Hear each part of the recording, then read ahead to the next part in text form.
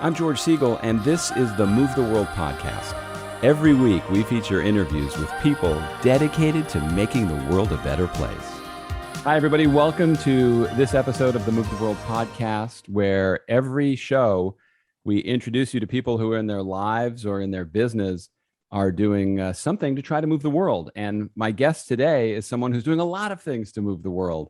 In fact, there's a full-on list of them that we'll go through. Kerryn Vaughan is an international speaker, author, facilitator, and podcast host. And probably in a few weeks, her biggest claim to fame is she had me on her podcast as a guest, which means absolutely nothing. But thank you so much for joining me. My absolute pleasure. No, it doesn't mean nothing. You were fantastic. What a story you've got. I absolutely love it. So I can't wait for yours to come out. And thanks for having me. I'm excited too. Yeah. Oh, it's my pleasure. Now, it was interesting because when I was on your show, I go, wait a second, this lady's done a lot of stuff that is pretty interesting. So if somebody just asked you in your little elevator pitch here and said, Kerryn, tell me what you do to move the world, which one of these things would you start with? What would you say is your thing that keeps you going, that you make a difference in on a daily basis? Yeah, I think I'd have to go with get off the bench, only because it's a way that I can get to groups of people and inspire them, to actually get started on something and to realize that they actually can make a difference despite all the self-doubt and despite the fact that they feel so small that they can't make a difference. So I don't know. I like them all. Now, Get Off the Bench started as a book. Yeah, it did. And then it evolved into a podcast. So, when I hear that as somebody who's just a sports nut and everything, it makes me think, don't stay on the bench and ride the pine, get in the game and try to do something. So what does the book talk about? How do you get people off the bench and into the game? So it started off as, all the other things that I've done. I would talk at conferences around the world, and I was talking at one, going to be talking at one, and the guy says, can you do a workshop? And I'm like, yeah, what for? Help people to start projects. And I'm like, oh, geez, I don't know anything about that. I don't know. This is the self-doubt. Maybe we'll talk about challenges soon, but self-doubt kicks in for everybody and imposter syndrome. Anyway, I ended up doing the workshop. And as I was going through, I was thinking, oh, man, there's not enough time. I need to tell you about this and I need to tell you about that. And so at the end of it, I said, look, there's so much more to tell you. If you give me your email address, and it wasn't one of those plugs to fill my email list up because I'm terrible at that. It was, I'm going to send you a PDF with as much stuff as I can think of to add to this workshop. And as I came home and started typing, I'm like, oh, they need to know about that. Oh, they need to know about that. Oh, man, they need to know about that. And I felt like I was cheating them if I didn't give them all this information. And within 4 weeks, I had the book Get Off the Bench, and it covers, what's your idea? What's your vision?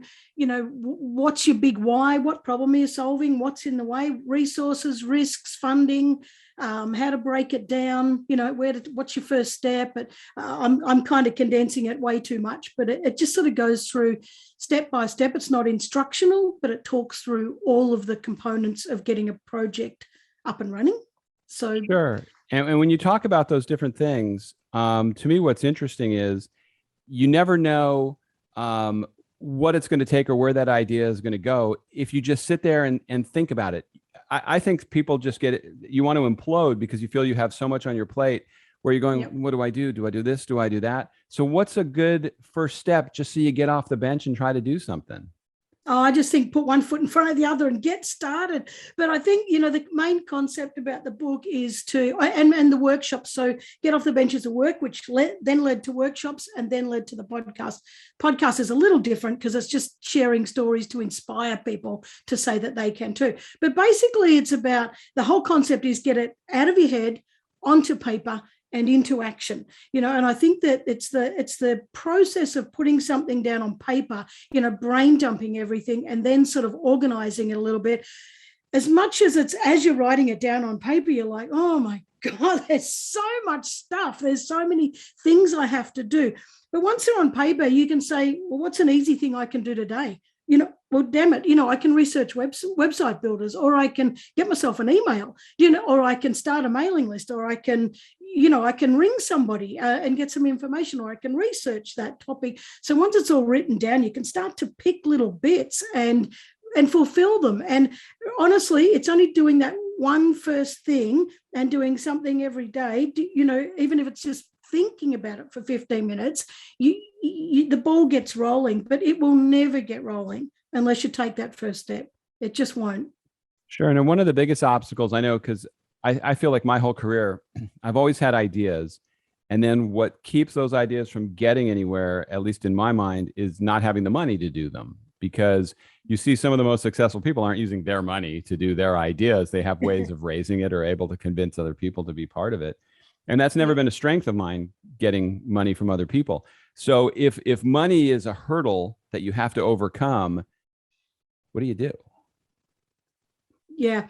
In the book, I talk about, investors and crowdfunding and, and going for grants and all that kind of stuff. Now, I've got One Planet Classrooms, which is a not-for-profit that I started in 2015, and we support people in Africa with water tanks and a sponsorship program and women's empowerment. We bought land, we've rebuilt schools, we put in tons of water tanks and water wells and all that kind of stuff. And every cent, we've never got funding from anywhere.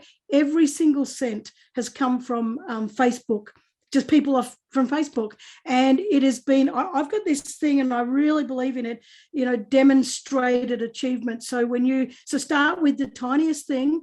And I tell people this in my workshops, start with, it can be broken down into a pilot program, or just take one of the bits and somehow get enough money just for a tiny bit of it and prove it, prove. Like, for example, a woman wanted to do a domestic violence rescue centre, it's where women can come and stay, but it's going to cost millions. And how do you prove that?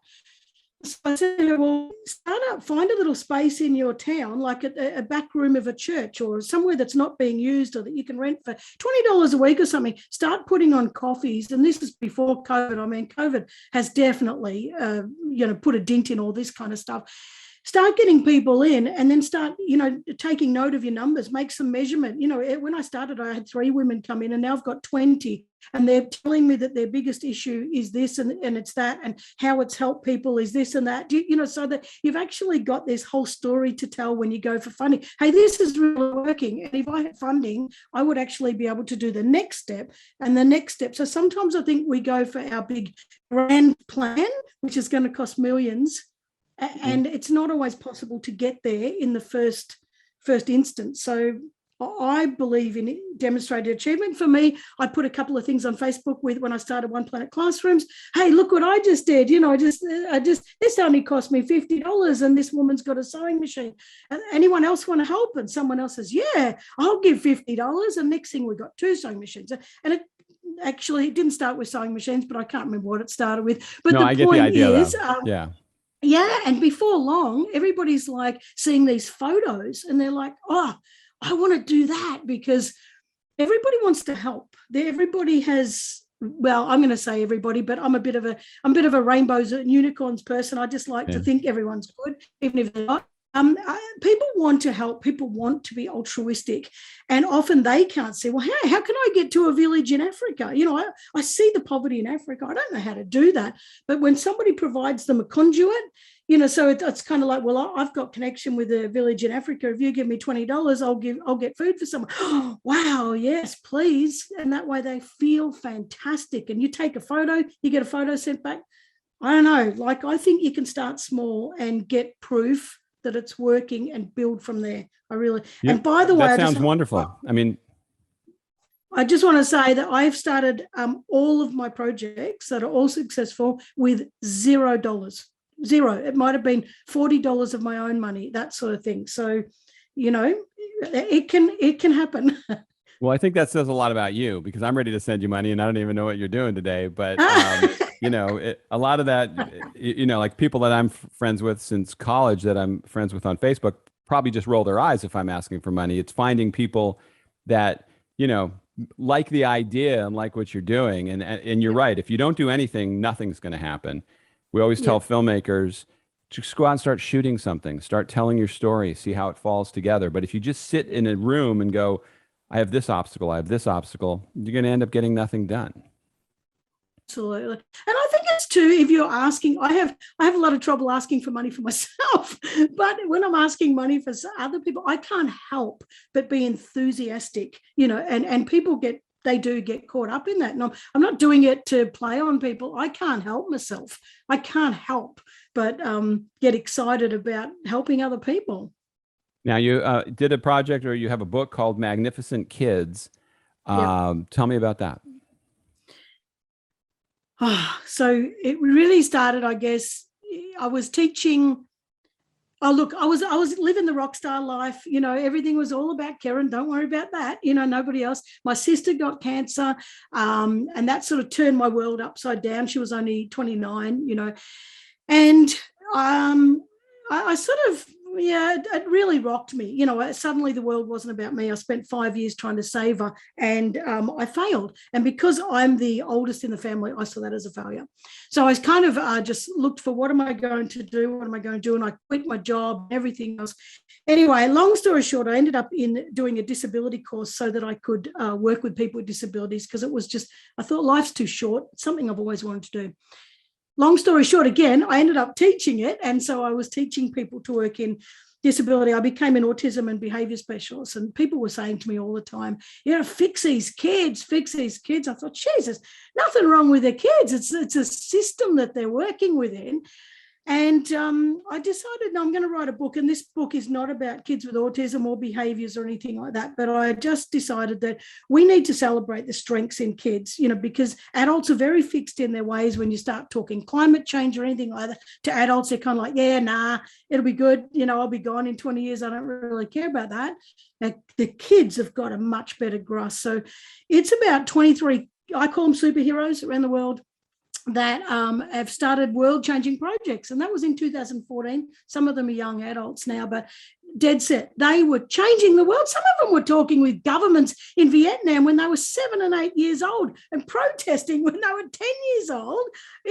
And anyway, that I didn't write that till I was 50, and that was the biggest kick in the bum I've ever got in my life. And I thought, if these kids are doing this and they're that young, I'm 50, I've got to get moving. So, and I have moved since then.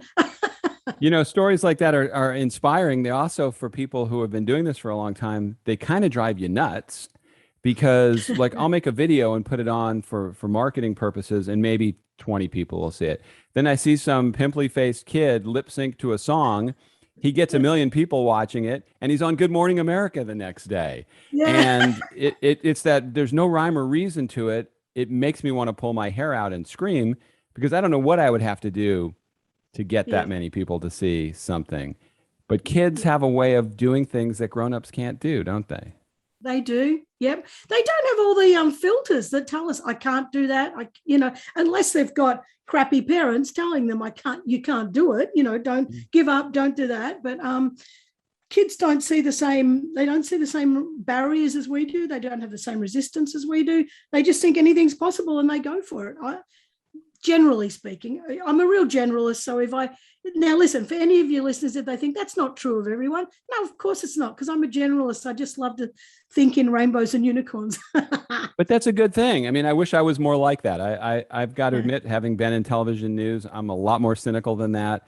I know a lot of people don't return my calls, but if a 10-year-old kid called the president might just call him or her back. And there's just a different level of, as I have a daughter who's in college that does broadcasting. And I said, you can call just about anybody and try to get an interview. You're a college student. They're going to love that. They're going to want to help you. When I do it, it has a different, ring to it, where it's like, okay, what's the angle? What are they trying to sell me? What are they after? And kids are a little more pure about that. Yeah. Yeah, I agree. But we've also had those people that have ruined it for us, the people that are spamming all the time. And it's kind of like a genuine person tries to get through, and it's kind of like, nah, I've had enough of that. But I know. So I actually feel bad for any salespeople that try to call me now, because I just know everybody's trying to screw me, and they're just trying to, through that Apple and USA Insurance, they're all calling me, telling me that there's a problem when I don't even do business with some of them. And unfortunately, there's people that fall for that stuff. Yeah, that's going on all around the world. I get maybe 20 texts a day with that sort of stuff and emails and No, I don't like to yeah. answer my phone anymore. Now, I saw No. Girls with Hammers. When I first saw that, I got a little afraid. And then I thought of the brilliance of that because of Yeah. what it's about. Tell us about it. So it's we don't do woodwork. Everybody thinks that, but it's metaphorical. It's, smashing down the stereotypes, building stronger women, that kind of thing. And I started that off because I thought, all the girls, like let's say 15-year-old girls, are sexualizing themselves and they're learning to be submissive and that. And I thought, no way, they're got to know they can ride motorbikes and they can be mechanics and they can do whatever the hell they want. So I started at thinking that. Well, I started it by accident. Everything I've started has been by accident. I was at a International Women's Day coaching on a table, and there was a card. I'll read it. I will launch a purposeful female-focused initiative. So I got up on stage in front of 300 women and said, yes, this is what I'm going to do. And they're all cheering. And I got down off stage and thought, oh, damn, now I've really got to do it. Which is everything about me is like, oh, damn, why did I do that? But, and then I thought, well, I'd been pondering on Girls with Hammers for a while. And I thought, no, now's the time to start. My partner said, you better start it. I went to a couple of schools and the girls were kind of like, nah, no thanks.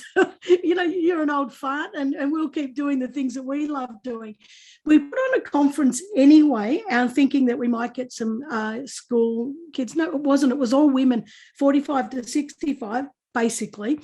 And they just wanted a day out and they just wanted connection and they wanted to drop the world for a day, and just and feel that it was about them. And so now we do conferences and women say that it's the best conference they've ever been to in their life. It's just fantastic. And in the future, when COVID allows, we're going to be doing retreats. So for personal growth retreats and also for contribution retreats. So going to Cambodia, building toilets for girls and that sort of stuff. So I can't wait for COVID to just rack off so we can get some amazing stuff happening.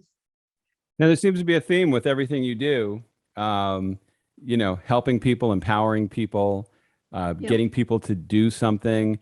Have you always been this positive? Because like I say, I'm positive about certain things, but I'm also very cynical and I would say somewhat jaded. You seem a lot more I would say real, but things that you really believe in that you've been very, very good at getting them done. Have you always been like that? Yeah, I've always been, yes, I've always been, and nothing's going to get in my way, and that doesn't mean I don't encounter self-doubt and imposter syndrome. I do all the time. But I think that, I was talking to somebody on a Zoom the other day and she said, you haven't stopped smiling for over an hour and a half. And I look back and I think, yeah, that's just who I am. And I've always smiled. I've always thought, oh, yeah, I can do it, and I've always seen I don't know, even when things are really terrible, I find the good, and it doesn't mean I don't find the bad as well, but I like to make light of stuff, and I think that's my personality type. But I can't help it. I can't help but feel the joy. I can't. Well, thank you for not helping it, because I think it makes a huge difference. And with obviously COVID has screwed up a lot of things and set things back. So now you're dealing with people online more probably than we would all like. When you started your podcast, what was the build like for that? I mean, for me, it's like looking up a mountain and going, there's 5 million people with a podcast. How do you find an audience and then get that audience to keep coming back and listening to you? Is there any secret you can toss my way? I used to do a podcast with a young boy from Tasmania, and I was flying over there to do it. It just didn't work. It was just logistics were too hard. And I thought one day I'm going to do my own. So I did in a couple of years. But at the end of, I was going to launch it for the very start of 2020. But in 2 weeks prior to that, my sister had a cardiac arrest. And it was kind of like she survived. I don't know how she survived. No brain damage. She just I don't know how she pulled through. But anyway, then I was kind of like, no, well, I can't really focus on a podcast. I've really got to focus on family for a bit. And then we had the bushfires in East Gippsland, where more than 1 billion animals were killed. And it broke me. It actually knocked me off my perch. So that was one thing that knocked me off my perch. And I thought, well, I can't start it now. And I applied for animal rescue places and they didn't take me. So I felt like that was a rejection. I felt like I felt hopeless, helpless, and I don't know. And then COVID hit and that was another kick in the guts. And then I just thought, no, you know what? I'm not going to do this. I'm not going to let all these things stop me, because if I feel hopeless and helpless, there are going to be people out there who feel like they can't do something. And I need to get on the airwaves, and I need to inspire people that, maybe I can't go save animals, but maybe someone else will because of my podcast. So I just put it out there. And to be honest, I don't, the marketing, I hardly do anything. I do a snippet and I put it up and I say, hey, this is fantastic. I don't keep metrics. I probably should. People tell me I'm crazy. I do it because I have a genuine desire to empower people, inspire people to believe that they can. And if I change one person's life and they do something because they've heard me say they can, then that person will go out and impact however many people, maybe 1, maybe 10, maybe 1 million, but if I'm not doing that and if I'm not inspiring and empowering, they're definitely, well, I'm not going to say they're definitely not going to do it, but that's one extra thing that's going to give them that push off the bench. Sure. Oh, absolutely. And when I say my background was television news, we were so consumed with ratings, and television still is, where they meter everybody that's listening or watching, and they can tell you you're this or you're that based on who's watching and what that audience is. And with a podcast like yours, I mean, it's just probably getting it out there. People just feel your enthusiasm and they go, I want to listen to what she has to say, because it sounds like a lot of good stuff. Yeah. But I think on it, I'm always genuine. I'm not trying to be marketing. I'm not trying to be promoting. I'm just really cheering for the person that's on there. And don't worry, I go down rabbit burrows. I go on about people hurting animals, and and then I have to pull myself back, say, oh, all right, we're going down a rabbit burrow. Let's come back. But I just want to share my truth, and it's people. I've worked with a lot of people. I've worked with a lot of people that are real good at promoting themselves, and when they introduce themselves to you, they'll give you their resume and in how they talk. I've never been one to really be able to do that. So you kind of have to hit them other ways. You have to show them that you have a passion for what you do, and it comes through. I know when I was a guest of yours, that podcast hasn't come out yet, but it just, your style just made me feel like, hey, I'm actually talking to somebody who's listening, and this is important. That really helps. Yeah, I think that's critical. And it's not just on the podcast, it's critical in life. When you're talking with someone, you invest in that moment, and it doesn't cost you anything. It really, I don't know, people need to feel seen and feel heard, feel valued. We would have far less depression and suicide and all sorts of things if people felt like somebody saw them. We really would. Yeah, that's a problem with a lot of kids. That's what I love about your superhero project, with the kids and the Magnificent Kids. I did a film years ago where I interviewed kids who had tried to commit suicide. And God, if you talk about something that just tears you apart, because you're thinking this precious young life felt so bad about where they were in the world that they were going to end their life. And so to hear kids that are inspirational and have other kids hopefully see that, that's one of those things that really could feed on itself and make a difference. Yeah. And that was my hope, that kids would read it, parents would read it, and teachers would read it, and they would start focusing on what's good about that kid. And school's terrible. School only measures one linear set of metrics, but there are kids in there that are brilliant at art, brilliant at communication, brilliant at, music, and brilliant at other things that have got, it's a medium to get to people, to make people feel great and to make them feel great. And we've got to promote that. We have to focus on what they're good at and what they love. We do, really do. In a lot of those instances where they don't do well, do you think it's fair to blame the parents? I mean, my film License to Parent talked about just there's a lot of people that probably shouldn't be parents that are. There's a lot of people that try really hard, but maybe they're doing the wrong things. We don't give enough support for parents. Mm. I don't know. I don't know if I want to blame anybody in particular. I think our system, worldwide, like there are some countries that are doing it fantastic. I think Iceland don't send kids to school till they're 8 and they only go for a few hours a day. And they've got a really great, I think it's Iceland or Greenland, but they've got hardly any divorces. Like they've really built on relationships. And I think that our system sucks. It's about competition. It's about you're no good. If you didn't get an A, you're no good. And you're just made to feel like crap. And if you're made to feel like crap, you're not going to try about anything. You're going to hurt. You're going to be in pain. You're going to take it out on other people. You become a parent. You take out your pain on your kids. And I just think, man, if we could have a system in the world where we allowed people to flourish according to their strengths, I don't think we would have as many bad parents, because I think that you, as a parent, you only do as good as you know how to do, or it comes from your terrible, terrible feeling of low self-esteem, and you just want to take it out on other people and hurt.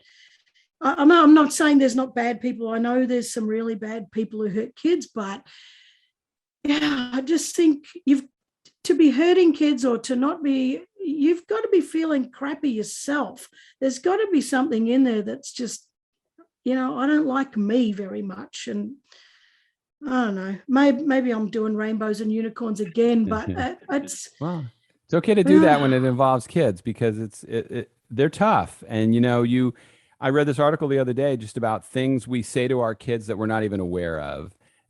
How they hear it. And I know I'm guilty of that a lot, because sometimes kids will do things to drive you crazy and they'll test you. And it's not always easy to have the right response for it. When I see people that appear to have perfect kids, I always go, gosh, how'd they get so lucky? No. And then I'm going, well, maybe they have better parents. Maybe they're better parents. I don't know. No, maybe the kids are just not telling the truth, because I know we've got 2 teenagers and they're my step kids, so they're not mine. And, I'm not perfect either, because, I've come from, living on my own, and I had everything the way I wanted to, and then one of our girls, she's so freaking noisy. She gets in the kitchen, she drops things and bangs things, and I'm like, stop it, so I'm not perfect either. And it's, but then they've got friends that everyone says, oh, they're so perfect. And then we find out they're sneaking out at night, and all sorts of stuff. So I don't know about these perfect kids. I don't think any kid's perfect, but I think it's... parenting is the toughest job in the world, I would think. It is. Easily. And step parenting is tougher. It is, because you're automatically in a tough position there, where they're not going to look at you the same way. And it's a respect that has to be earned over time. I know friends of mine that had step parents growing up say often until they were grown-ups, they didn't appreciate what they put that parent through and how great they really were for them. And they didn't appreciate it as a youngster. Yeah. Yeah, I can see that. Yeah. So you'll get appreciated. It'll come back to you. Yeah, they already do. They already do, because I've put them through a few tough times. But I think I can't wait till they're adults and they say, God, you're awesome, Kerryn. Because that's when you can start having more fun with them, in terms of, like, I know some people that want to be friends with their kids. And it's like, you're not their friend. You can't be their friend, because you have to do tough things and make tough decisions. But once your kids are older, I have sons and a daughter that are in their 20s, and we can have a different kind of relationship now, where it's not the authoritarian versus the child. It's grown up to grown up. Yeah. I think our role as parents is to create, to grow, develop, whatever, functional adults, because at the end of the day, I don't mean take away their childhood. That's not what I mean, but you have fun while they're kids. But at the end of the day, they're going to be adults. And do you want them to be defaulting back to things that we, encouraged that are not going to help them when they're adults? Like, I'm not going to school today because I feel sick. Okay, stay home. Well, that's not going to translate in the workplace at all. That's not going to work. So it's kind of a bit of tough love. Well, maybe go to school, see how you feel, and then we'll work it out. Well, I've wasted a lot of good lectures and speeches. I'm hoping to come back around, because I think they've gone in one ear and out the other, if even that. So if because you've done so many things that literally, if you want to talk about moving the world, you certainly have a list of them. What's the advice you have for somebody out there? We've kind of touched on it, but if you had to dumb it down for people, what would you say is the key to getting out there and moving the world? Look, I would say if you're really passionate about something, if something keeps coming up for you, you keep saying, oh, one day I'd love to, or there's an issue that really pulls at your heart in a good way or a bad way, just do something, start talking about it, even if it's just start talking about it and say, I'd love to do something, or do something small, like, I don't know, like, grab backpacks and fill them up for homeless kids, if that's your thing. Oh, these poor kids in foster care, they're being moved from home to home, they don't even have a teddy. Well, start something that provides all the kids with teddies. You want to do something with climate change, just start planting some lavender, get some bees, or do you know what I mean? Like, you can do so much. And the problem is everyone wants to save the world. Okay, here I go again, everyone, not everyone, but we want to save the world, and we do this whole I feel defeated because I'm only one person, I'm too small, I can't make a difference. But I always keep saying to people, no, focus on your piece of the jigsaw puzzle. You only need to focus on your bit and get your bit right. And I don't mean perfect, just right. Just put some gusto into it, put your piece in. And if we all put in our piece, we're going to have a much better world. But at the end of the day, I say get started. And I don't care even if it's just writing it down on a bit of paper and putting it on your wall. Get started. And then what would you do? How do you gauge success? You just take it in baby steps. You can't say I didn't do everything. You kind of have to focus on what you've done and focus on what's good about that, don't you? Yeah, 100%. I think, one of the things is we talk about confidence. I don't have the confidence to do it, and when I get the confidence, I'm going to do it. But every little success you have builds confidence. I was successful. Oh, I did that. I made that phone call. I always talk about 20 seconds of courage. And I think that courage comes before confidence. Imagine what you can do with 20 seconds of courage. Oh, I really need to ring that person. I'm so damn scared. Damn it. I'm going to dial that number and do it. 20 seconds. And you're talking to them. After you've done that, the success is not in whether they agreed or not. The success is, I got over that line. I got over that hurdle. And now I'm more confident to do the next thing and the next thing and the next thing. And, that just builds and builds and builds. And before you know it, you've got this whole series of successes. And successes, like I said, they're not about whether you win or lose. Success is about, did I do that thing? And did I beat my own benchmark? Did I get over that line that was beating me? And one thing on that, I just want to talk about failure is I think failure is fantastic, and we need to become friends with it, because failure is feedback and rejection is redirection. And if we can keep a focus on those two things, we're set. And every no is one step closer to a yes. I know, listen to me, I've got this whole plethora of little sayings. I absolutely love them. Yeah, I have a much harder time taking no than you do. Interestingly, when you're evaluating something too, I had a boss tell me years ago, focus on the things that are positive first. Don't come out of the box going, oh, I did this wrong, I did that wrong, this was bad, because then it kind of brings the whole idea down. But if you can focus on, hey, this was really good, and then after you've talked about the things you did well, then you can analyze the things you can do better, but not to highlight them as failures.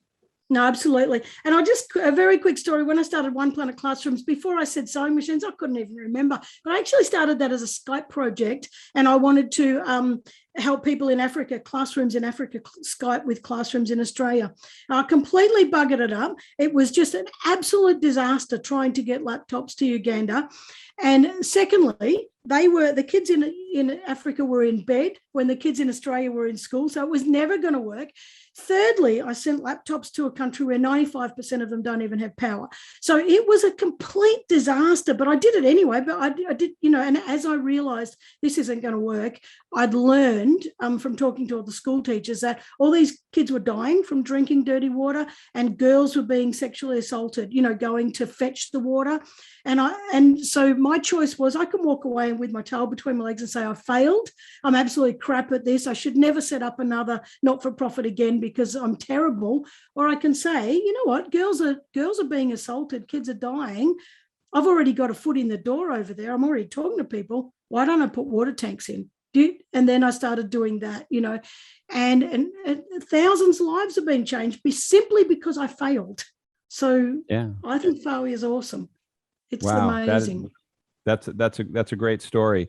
How can people get a hold of you if somebody wants to hear your podcast or just see your website? What's the best way people can reach out to you? Well, I think the very first spot and best spot is kerrynvaughan.com. So KERRYNVAUGHAN.com. And I'm also on Instagram under Get Off the Bench, and LinkedIn, Kerryn Vaughan, and Facebook, Get Off the Bench. So I would love for people to connect. Absolutely love it.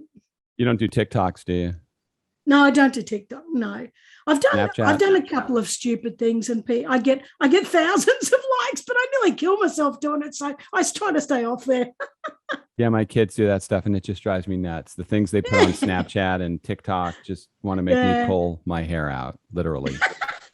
No, I'm not on there, so don't worry. Okay, well, I was going to say, if you were, you probably are successful at it, and you probably find a way to master that.